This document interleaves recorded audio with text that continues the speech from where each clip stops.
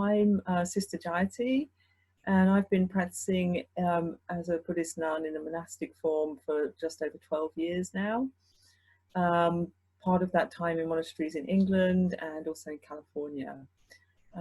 Last couple of years I've been practicing as a monastic, but more in the world.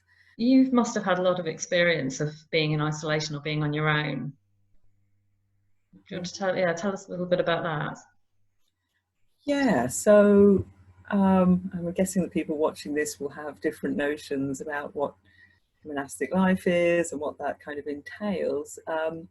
But in the light of the the work of isolation and working with being with oneself, a big part of that is spending extended periods of time, extended and short periods of time in retreat.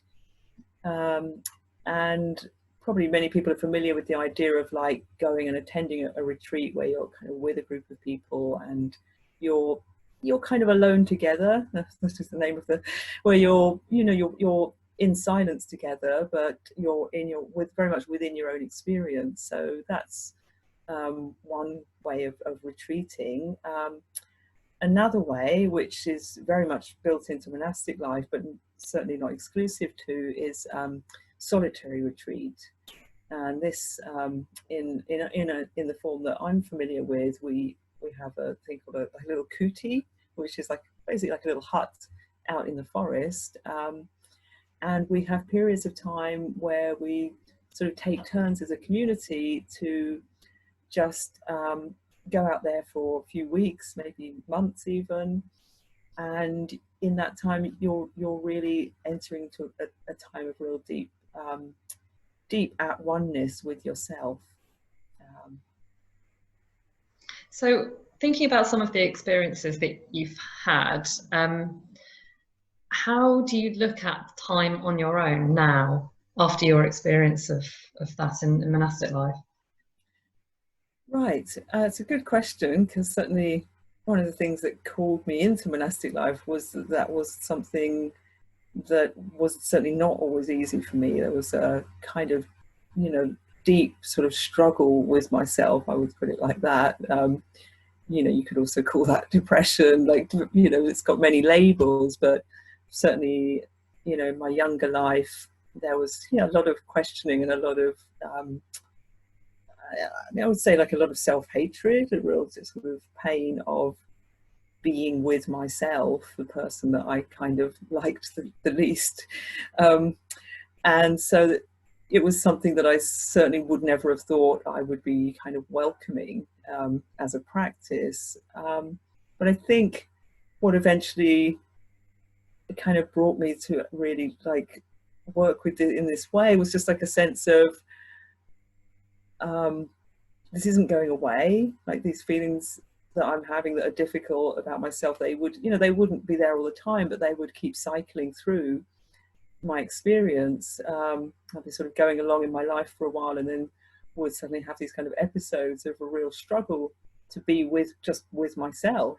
And so, clearly recognizing that, well, myself isn't going to be going away anytime this lifetime. So a real wish to actually kind of understand what was going on there. And having some experiences of being on group retreats, started to recognize that there was a real value in actually just weathering the storm of those kind of self-attacks, and then taking that further into solitary retreat. Initially, some fears around it, the kind of experience of loneliness and, what just me with myself, this kind of all the different thoughts around that. And then just really kind of going through all of those ideas and notions and expectations. And, sometimes, in a few days, sometimes in a few weeks, coming to a place of real peace with just this sense of here-ness, which in a way isn't really about being with anybody anymore, because there's just a sense of presence that can arise in that experience of aloneness versus loneliness. And I guess I want to make that really distinct for people, especially in this time, that I found for myself a really distinct difference in the experience of aloneness versus loneliness, because loneliness kind of came with this sense of like something missing, and it was something that I found actually was more likely to be something I experienced when I was with other people and didn't feel connected to them, whereas aloneness I've experienced as something which was a real opportunity to become much more deeply connected with myself, and subsequently really actually felt much more deeply connected with everyone else. So what were some of the things that you least expected after spending a lot of time on your own? What surprised you? What surprised me was that I found I could start to actually really enjoy my own company, which I don't know that I really knew that. And actually that I found that boredom, was not a result of just like, sometimes in life I think, oh, I'm so bored, I've got nothing to do. And we think it's because of the circumstances. But what I would say, it's kind of discovery is just actually that boredom is it's an experience that happens in the mind. And then we attribute it to external circumstances. But when you're suddenly out there in a hut in the forest for weeks with nothing much to do, I found that boredom was also something that I just kind of went through. And then you arrive at a place where, when you start to really touch into that place of just presence, then something like every moment just starts to have a whole new kind of aliveness. And then things that would normally seem kind of boring, like walking up and down and looking at trees, and that's kind of what the activity, suddenly became very much more meaningful and kind of sometimes joyful, sometimes poignant, but just really so much more alive than I was ever able to notice going along in the kind of busyness of daily life. So if you're imagining that there are people who have been leading a very busy life and then they're going to perhaps suddenly find themselves on their own, or perhaps on their own with one other, what advice would you give people in that transition? What might help them? Right. First and foremost, like, I know it's easy to say it, but just really love yourself, be kind to yourself. And I'm sure that people are having all sorts of feelings at the moment, and maybe not sure if they're going to be able to support their families, maybe worrying about their elderly parents, and wondering about the world that their children are growing up in. More immediately, are they going to have enough food and supplies? And I'm sure there's all sorts of feelings that brings up for us, both kind of just practical, but then also feelings of, we very much live in a culture that rates success and failure, rates us by success and failure models. And I would really encourage people to just like set that aside in this time, because it's not helpful and it's not what's needed now. Because this isn't about anybody's personal failure or success, but it's really, this is an experience that we're all affected by. And I find for myself, the more I can remember that, then it's really brings me much more into a sense of connection. So even if we are more alone, or maybe we're with people that we love, or people that it's difficult to be with a lot, whatever that is for each person, to just really be kind to yourself, and just remember that we're all navigating this huge shift in human experience, and this is potentially like a real opportunity to just really reflect on, you know, what is my life, what are the things that are really important to me, and it doesn't have to be a kind of monastic, and I know for many people it won't be, you know, like people with small kids, and it may not be like a sort of sitting there in silence for 12 hours a day, but it doesn't have to be.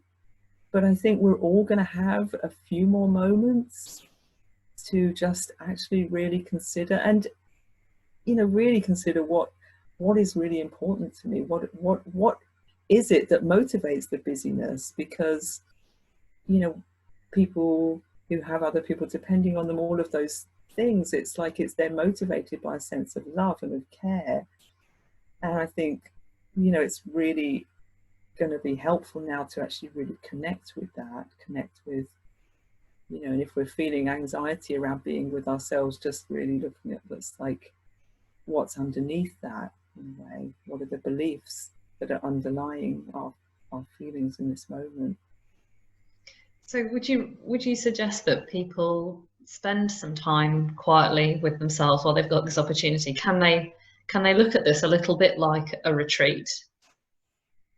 I think there is absolutely that possibility. I think it really, that would be a really helpful way. If you have more time for that, I would strongly encourage, you know, there's if you already have a meditation practice of some kind, or yoga, or, you know, however it is that you do that, you know, some chanting practice.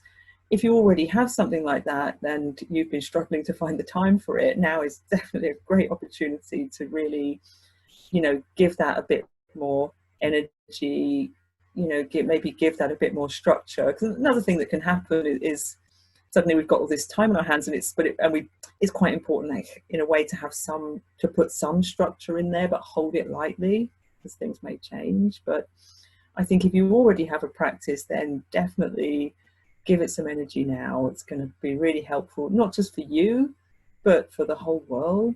You know, you can send out your prayers, you can just send out your energy, you know, whatever thoughts we're having are going to have a ripple effect, you know, into the general consciousness. So, you know, anytime you can turn your mind towards one of like empathy and loving connection, that's going to be of great benefit, for certainly for you and your, you know, your immediate loved ones, but even beyond that.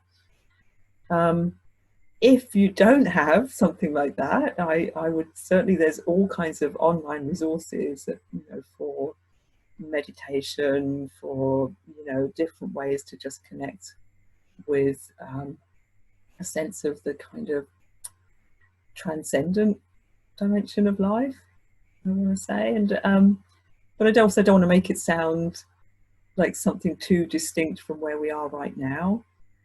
So I guess, like, if you're somebody with, you know, like small kids running, as soon as you step out of the room, they're going to be, that even just taking a few minutes first thing in the morning before you get up, and just doing like a body scan, and just going through the parts of the body, you know, just kind of just, I guess a way of thinking about it is just kind of saying hello to yourself, just going through, and just taking a few moments to just feel what that feels like, to give yourself that care and attention, and to really connect with yourself in that direct way before you start connecting with everything else. Yeah. What else could people learn from the monastic way of life that would be helpful now? What Yeah. elements of the things that you've practiced could you say, yeah, you could bring that into daily life? Okay. I think, you know, big one, I suppose, mindfulness is like, that's big part of certainly a Buddhist practice, but I think many people are quite familiar now with that term, and it's and with what that is. And I think this is a great time for that to be something that can be a really skillful tool to work with. And it's really a way of mindfulness. It's a way of just really making ourselves more conscious of our experience. So, you know, sometimes when we're very busy, we sort of bumble along through the day, and we, you know, we kind of you know, in the worst case scenarios, you'll start bumping into things and, you know, crossing the road with our phones out and missing, you know. And so mindfulness is like really an opportunity to just be aware of what's happening moment by moment.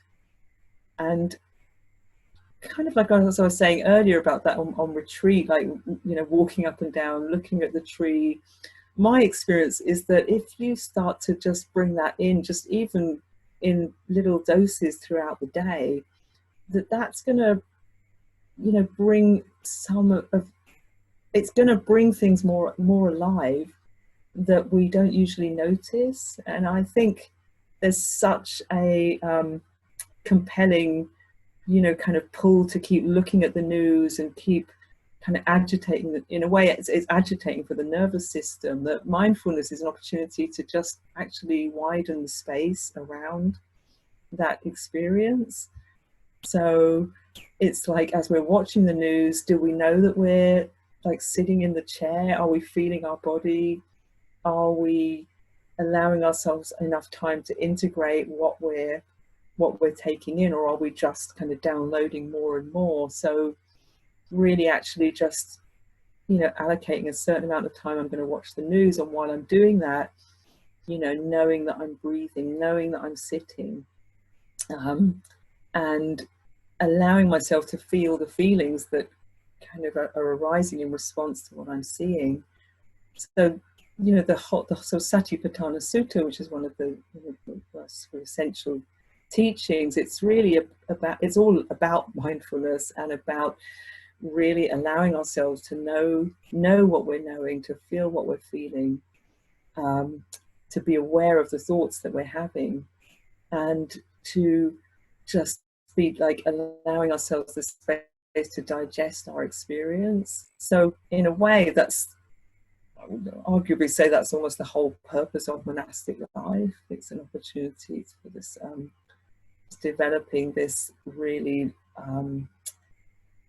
direct experience of what's happening moment by moment. And it doesn't mean we have to like walk around the house, you know, like, you know, take us 10 minutes to get from one sort of room to the other, but we can do that actually if you want to. Like, it's kind of fun to just, and in a monastery that's also, people are trying out different practices.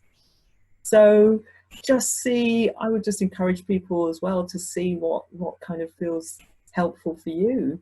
You know, like if you're sort of standing looking out the window at the garden or park you can't really go into much at the moment, just to really let yourself be with that experience of just seeing. You know, because often I think we, you know, like we look at, oh, it's a nice day, I want to go out, we start making the plan, and it's like a whole, but actually we don't actually just consider there can just be a very beautiful experience of simply seeing and letting that be that, you know. Simply when we're eating as well, it's also another kind of great opportunity, especially I guess if, you know, suddenly at this time, you know, food can be a way that food can be something that people use in a skillful or unskillful way. So I think just, you know, that can also be a great opportunity for just mindful practice and just and self-care, just considering, you know, as we sit, feeling a sense of gratitude for however the food has come to us, and then just taking our time as we eat, just, you know, really, what is that experience of eating, and just a sense of really, and I encourage like digestion, because I think a lot of the practice is about digesting our experience. So obviously food, you know, it's a really physical experience of that, so that's great. And, you know, that whole process of digestion, again, it's kind of integration. So like, same with the news, it's like taking in as much and then just allowing ourselves the space to digest that. And I guess one more thing is like, normally we don't do that because we always have this compelling sense of the next thing I've got to do, the next thing, and then I've got to go here. And it's like, sometimes we just keep running on the same kind of trajectory, even when the circumstances have changed. And I think in this time, like, the circumstances have changed in a very significant way. And that's really a chance to see the habits of the mind. And that's very much really what we're doing in the monastery. You know, people are like, you've left the world, but you're still you know, a monastery is in the world, but suddenly it's a very big change in circumstances, and you don't have the same things kind of pulling you out all the time. So it's a real opportunity to just look at what your mind is doing and consider whether, you know, whether that's really serving you in the best way. What have you done to manage with difficult states of mind when you've got stuck perhaps in a loop or in a rut and you're on your own? You can't necessarily go and see other people to shift that. Mm-hmm. What have you done to help yourself? What would you advise other people to do? Right. Okay, that's a good one. Big one. Again, it's, you know, few things I could offer for that. So I mean, again, just want to really underline this like sense of kindness towards oneself and self-love, and if self-love is not the experience that you're having, which, you know, is often the case when those mind states are there, to just make room for that to be what's happening. Because for myself, with those difficult mind states, that for many years it was just a fight against them, and I, you know, used various means to run away from those things. And, you know, one time, like using in alcohol or, you know, drugs, things like that, to actually shut out those, try and get away from and shut out those difficult states, which, you know, of course doesn't really work. It works temporarily, but then they flare up again in, you know, in full force. And I suppose, you know, then I was in a place where I wasn't doing those things, but would still get these very difficult mind states and would have a lot of resistance. Just like, I don't want to feel like that anymore. And like, I just thought I was done with that now. Like, how can I still feel like that? I thought that was like something I'd worked through and gone beyond. And I'm not talking about gone beyond in any kind of high enlightened way, but just really, you know, after years of really self-care and sort of meditation, like still having very strong experiences in moments of like self-hatred, worthlessness, hopelessness, all of those, you know, very difficult states that can arise. And I just have to say, and it was the last thing I would have kind of imagined, but the thing that's probably been most helpful is actually really learning how to just not reject any state of mind that's arising. And to try and make that more clear, it's just that, so immediately there'd be a sense of, I don't want this, and just moment by moment, and it would just keep, and I don't want this, and it's here, and I don't want this, next moment, and it's here. Because you know, I think sometimes in spiritual practice we think, well, I'll just, you know, I'll write the file, like, you know, and then that'll be what I'll do until the rest of my life, and that's good, and we're all good. But it's not like that. It's moment by moment, you know, day by day. You have to keep practicing. You have to keep doing the work to take care of yourself and the world that you're in. And so for me, it's been just now, you know, those states can still arise, but I have a very different relationship to them. And the relationship now, I'm still not going to say I'm delighted when they're there. It's, you know, they're still just as painful in a way as they were, but there's a sense of, and that's okay, and that's what's here right now, that's what's arising. So it's really like a sense of compassion that includes, it's about including all of yourself. And I think I certainly had, I don't know, for others, an idea that me being kind to myself meant shutting away all those difficult states, or that I'm never going to feel those ways that make me feel bad. But those states, those difficult states, those unwelcome states are a part of me too. They're part of what's arising, and they certainly have been the motivators for some of the, you know, the most meaningful and joyful experiences in my life that have come as a result of having to just keep coming back to that, to, like, I guess, like the humility of just like, as a human being, I have these vulnerabilities, these, I don't have control of my mind. I don't have control of my emotions. They don't belong to me. They're an experience that I'm having, and the maybe the only power I have, if any, is the power to receive and embrace. Um, so I, I suppose I just maybe to kind of clarify that as well. I understand that, that doesn't mean if we're having very depressive, very difficult mind states that we just kind of we sort of take on board everything that's happening, but we receive them in the expansion. I just want to really underline that, because often what happened for me with depression was that everything would shrink around those very painful thoughts. So what I'm talking about here, it's not that. It's not about letting it consume me, but it's about allowing it to be received in the wholeness of myself, of my experience of myself. And and the rest of the time my work is on that's what I'm talking about with the mindfulness, like an awareness of, how am I experiencing that wholeness of myself. It's like a moment by moment in every activity that I do. That's an experience of being. So when those really difficult stuff is coming in, it's received within that expansion. And if the immediate sense is one of contraction, then my work with those states is to breathe space around it and into it. That's lovely. Thank you very much, Sister Jayati, and I'm hoping we'll have some more to come from you in future interviews. Love to. Thank you. Okay.